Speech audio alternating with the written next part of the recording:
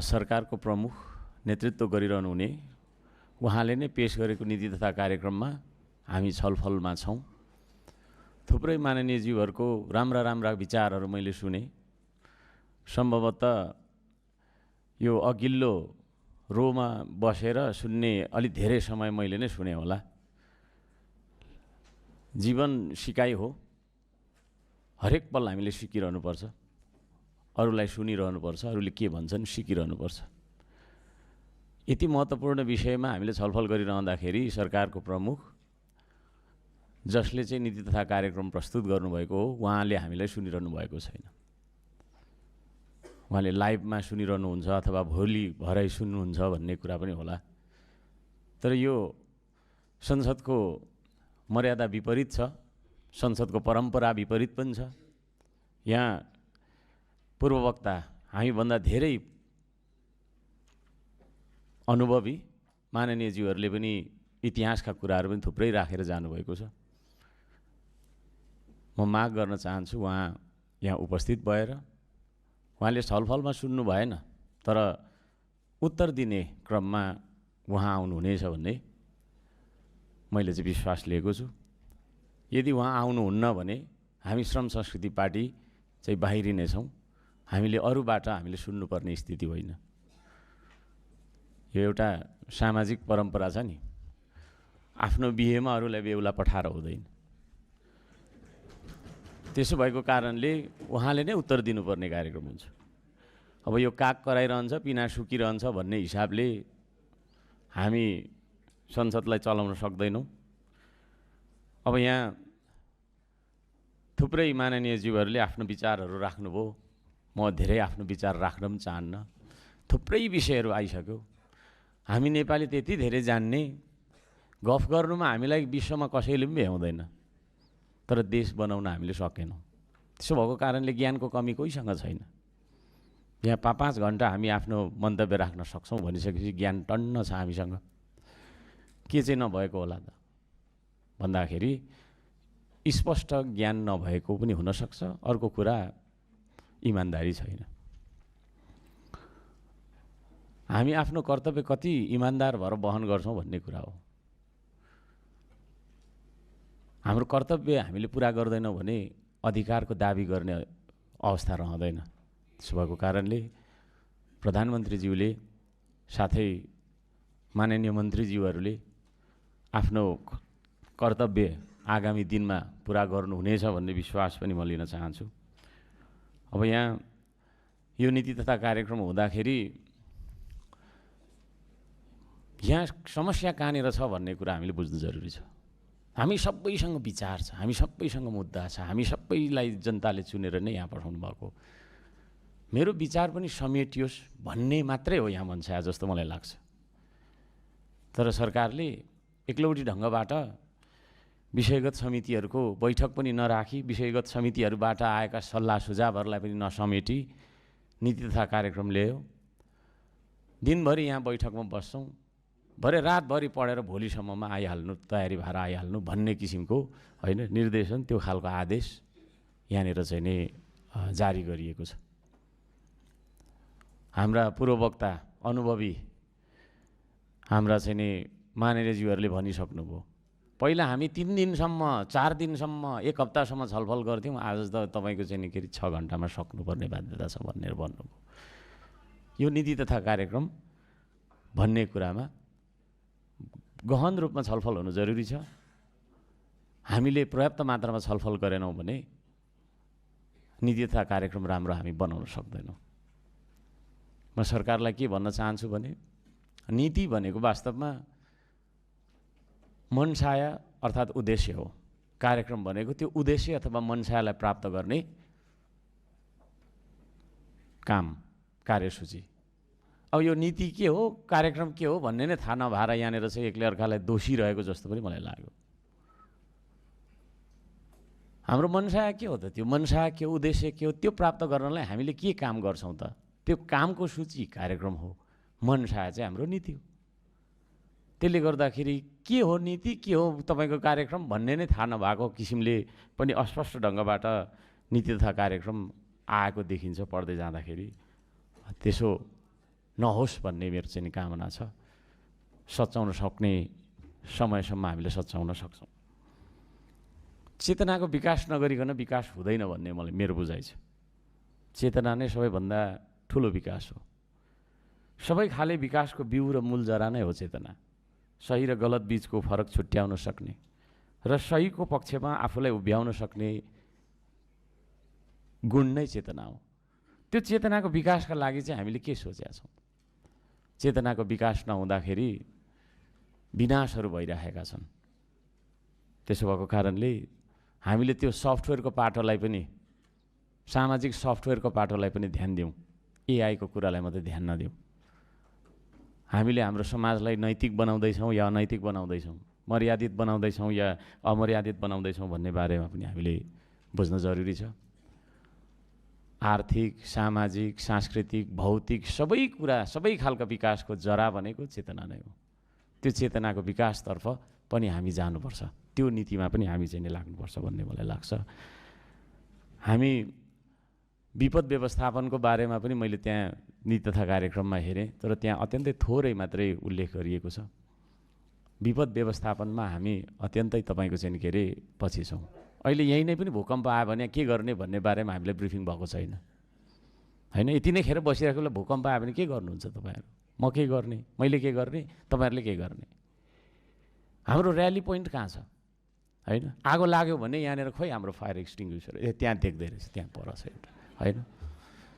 यस्ता विषयहरूमा अब यही संसद भवनभित्रको कुरा मैले गरेको, होइन?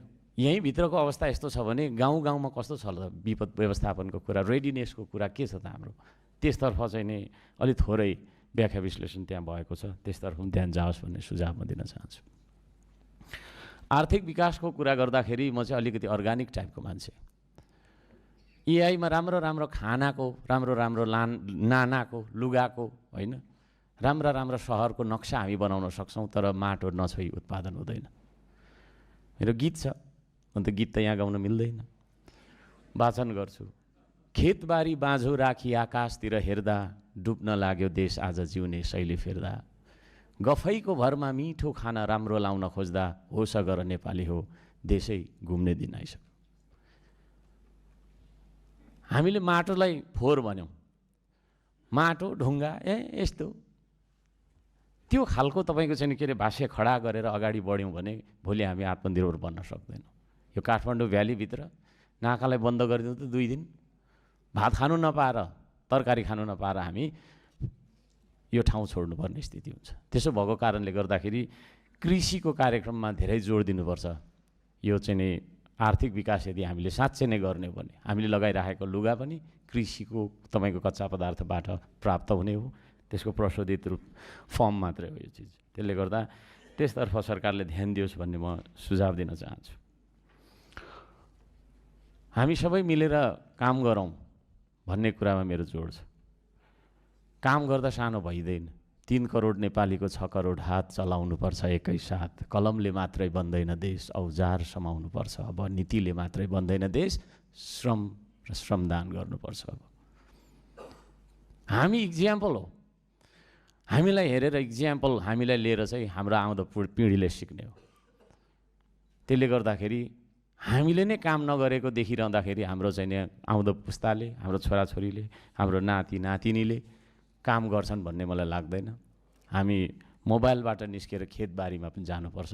त्यसतर्फ यो सरकारले ध्यान दियोस्, नत्र भने उत्पादन हुँदैन। भोलि हामी गरिबीको भुमरीमा फस्ने नै छौँ।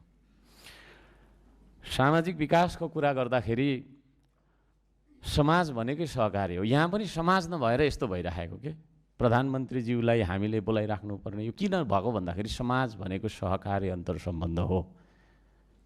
सत्तापक्ष प्रधानमन्त्रीज्यू, होइन, उपप्रधानमन्त्रीज्यू, उहाँहरू हाम्रो अभिभावक हुनुहुन्छ। उहाँहरूले हामीले कहिल्यै बोलाउनु भएन। नीति बनाऊ आउनुहोस् न, के छ बजेट बनाऊ आउनुहोस् न भन्नु भएन। हामीले एपोइन्टमेन्ट लिएर भेट्नुपर्ने बाध्यताहरू धेरै छन्। उहाँहरूले पनि बोलाउँदा हुन्छ त, धेरैले बोलाउनु पर्दैन, दलका नेताहरूलाई बोलाउँदा हुन्छ। यदि त्यसो भने अवरोध हुँदैन क्या। हामी एउटै सिस्टमका हिस्सा हौँ।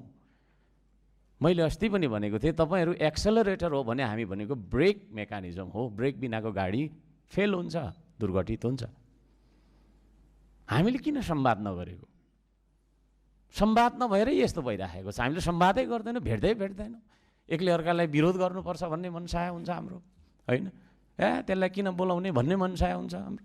त्यसो भएको कारणले गर्दाखेरि सहकार्य नभएर चाहिँ यो खालको स्थिति भइरहेको छ।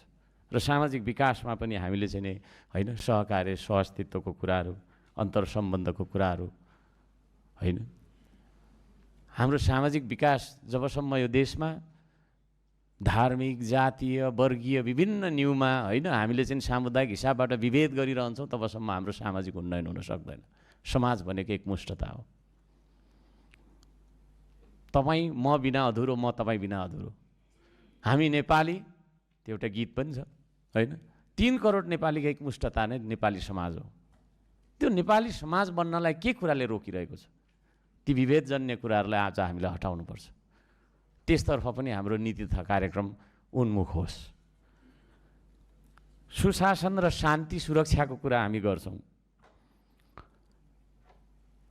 लोभले चोर्नेलाई कारागार, भोकले चोर्नेलाई रोजगार, यो नीति हामीले अपनाउनुपर्छ। लोभले चोर्ने मान्छे पनि छ समाजमा, लोभले चोर्नेलाई कारागारमा खाद्नुपर्छ, तर भोकले चोर्नेलाई रोजगार दिनुपर्छ। भोकले पनि चोरिरहेको होला नि त यहाँ मान्छे।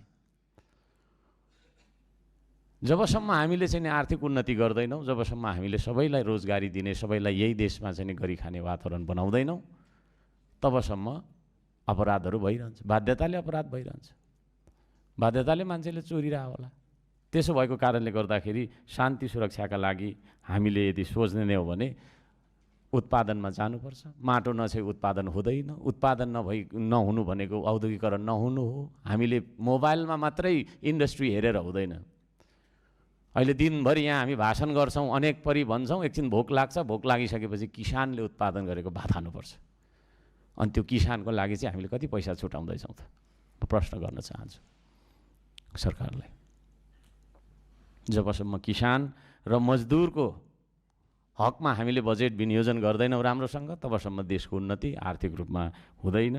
त्यो माथि मात्रै हुन्छ, जराबाट हुन सक्दैन। शिक्षाको क्षेत्रमा मैले एउटा सुझाव दिन चाहेको छु। शिक्षा मन्त्रीज्यूलाई पनि भेटेर मैले सुझाव दिन चाहेको छु। सदनको पहिलो बैठकदेखि नै मैले चाहिँ भनिरहेको छु, पढाइ होइन शिक्षा, गराइ हो। What we read in the books is not education. What we do in life is education in fact. तर हामीले हाम्रो पुर्खा होइन दाउराको भारी बोकेर, घाँसको भारी बोकेर, नुन र तेलको भारी बोकेर जीवन बिताउनु भयो। आज हामी किताबको भारी बोकेर जीवन बिताइरहेका छौँ। भरिया चाहिँ सेम भरिया नै हो हामी। त्यसो भएको कारणले गर्दाखेरि होइन 7 दिन थ्योरी किताब पढिरहनुपर्छ भन्ने कुरामा के अरे त्यसमा म त्यो मेरो सहमति छैन। अरूले लेखेको किताब पढ्दैमा हामी विद्वान भइँदैन पनि। 3 दिन मात्रै किताब पढ्ने, 4 दिन उत्पादन, निर्माण, आविष्कार, सृजना, कला, खेलकुद यसमा लगाउनुपर्छ विद्यार्थीलाई। त्यसतर्फ चाहिँ नि त्यो खालको चाहिँ नि शिक्षा नीति हामीले अख्तियार गर्नुपर्छ भन्ने महत्त्व गर्न चाहन्छु। स्वाधीनताको विषय गर्छौँ हामी, स्वाधीनता भनिरहन्छौँ, तर वास्तवमा जबसम्म हामी आर्थिक रूपमा स्वाधीन बन्न सक्दैनौँ तबसम्म हामी स्वाधीन बन्न सक्दैनौँ। आर्थिक स्वाधीनता नै वास्तविक राजनीतिक स्वाधीनता पनि हो। हामी आफै स्वावलम्बनको बाटोमा, हामी आफै स्वाभिमानी स्वावलम्बी बन्नका लागि के खालको नीति हामीले अख्तियार गर्ने हो त? त्यसतर्फ पनि सरकारले स्पष्ट रूपमा नीति ल्याउनुपर्छ, कार्यक्रम ल्याउनुपर्छ। म यो सुझाव दिन चाहन्छु। प्रकृति, संस्कृति र प्रविधि। प्रकृतिलाई संरक्षण गरौँ, संस्कृतिलाई सम्वर्धन गरौँ, प्रविधिलाई प्रवर्धन गरौँ। यो 3टा कुरा नै हाम्रो जीवन हो। हाम्रो बुझाइ चाहिँ त्यो छ। त्यसले गर्दाखेरि प्राकृतिक रूपमा हामी माटो भन्छौँ। हुनु त हामी त अब माटै अब धेरै त्यो भन्न मिल्दैन यहाँ, होइन? माटो बचाउने कार्यक्रम चाहिँ हाम्रो के छ त? नीति तथा कार्यक्रम केही पनि छैन। प्रत्येक साल करोडौँ अरबौँ टन माटो बगेर गइरहेको छ। पहिरो मात्रै, जता हेऱ्यो पहिरो, जता हेऱ्यो। त्यो पहिरो रोकथाम गर्नका लागि जनचेतनाबाट, चेतना नै फेरि विकासको मूल हो भनेर अघि भनिसकेँ। जनचेतना फैलाउने हो कि जङ्गलैभरि डढेलो लगाइरहेको छ? त्यो डढेलो अज्ञानवश मान्छेले लगाइरहेको हुनसक्छ। वृक्षरोपण सम्बन्धी के कार्यक्रम छ? केही पनि छैन। त्यसले गर्दाखेरि प्रकृतिलाई संरक्षण गरौँ सुरुमा, त्यसतर्फ पनि नीति तथा कार्यक्रम आओस्। संस्कृतिको पक्षमा हामी उभौँ, प्रविधिको विकास गरौँ, त्यसतर्फ पनि नीति तथा कार्यक्रम आओस् भन्ने अनुरोध गर्न चाहन्छु। जेनजीको आन्दोलन पश्चात राज्यले युटर्न लियो। जेनजी भन्ने बित्तिकै युवा पुस्ताको मनमा के छ त त्यसको कुरा सुन्नका लागि, त्यो पुस्ताको कुरा सुन्नका लागि जेनजी आयोग पो गठन गर्ने हो कि भन्ने सल्लाह म दिन चाहन्छु है। होइन भने फेरि हामीलाई पनि आउटडेटेड भन्ने छन्, त्यहाँ बाहिर बस्ने युवाले हामीलाई पनि आउटडेटेड भन्ने छन्। पहिला त्यही भएको हो, त आउटडेटेड हो भनेर चाहिँ नि त्यो आन्दोलन नहोस् भन्न खातिर जेनजी आयोग गठन गरियोस् भन्ने सल्लाह दिन चाहन्छु। धेरै छन् गुनासाहरू, तर गुनासो पोख्ने होइन मात्रै काम गरेर हुँदैन। मैले त्यो नियमावलीमा पनि नीति तथा कार्यक्रममा पनि हेरेँ मैले, त्यहाँ मैले 22वटा बुँदामा संशोधन गर्नुपर्छ भनेर चाहिँ लेखेर ल्याएको छु। त्यो पनि म यहाँ सभामुख ज्यूलाई म दिइराख्छु छु। त्यसमा के शब्द हटाउनुपर्छ, के तपाईँको चाहिँ थप्नुपर्छ भन्ने मैले लेखेर राखेको छु। यो विषय चाहिँ म वाचन गर्न चाहन्न। र हाम्रो प्रधानमन्त्रीज्यूलाई फेरि पनि हाम्रो अनुरोध छ, तपाईँ हाम्रो लिडर हो, यो संसदको लिडर हो, सरकारको लिडर हो होइन, पुरै नेपाली 3 करोड नेपालीको अभिभावक हो। तपाईँ आफ्नो जिम्मेवारीबाट भाग्न पाउनुहुन्न। तपाईँको कारणले गर्दाखेरि यहाँनिर मर्यादा कता कता तलमाथि भइरहेको स्थिति छ। भर्खरै पूर्व वक्ता माननीयज्यूले, धनकुटाबाट आउनुभएको माननीयज्यूले यहाँनिर सभामुखज्यूले भनेको कुरा पनि म मान्दिनँ, 6 मिनट धेरै बोल्छु अथवा यहीँ पर्खिरहन्छु अर्थमन्त्रीज्यूलाई भन्ने हिसाबबाट जानुको कारण चाहिँ के हो भन्दाखेरि सुरुवात चाहिँ हाम्रो प्रधानमन्त्रीज्यूले गर्नुभएको छ। उहाँ आउनुपर्छ। परम्परालाई, विधिलाई मिचेर यो देशमा सुशासन हामीले कायम गर्न सक्दैनौँ, कल्पना गर्न सक्दैनौँ। सुशासन छैन भने विकास हुँदैन, अराजकताले देशलाई निल्छ। त्यसो भएको कारणले म त्यो अनुरोध गर्न चाहन्छु, सबै हामी मर्यादित बनौँ, जिम्मेवार बनौँ।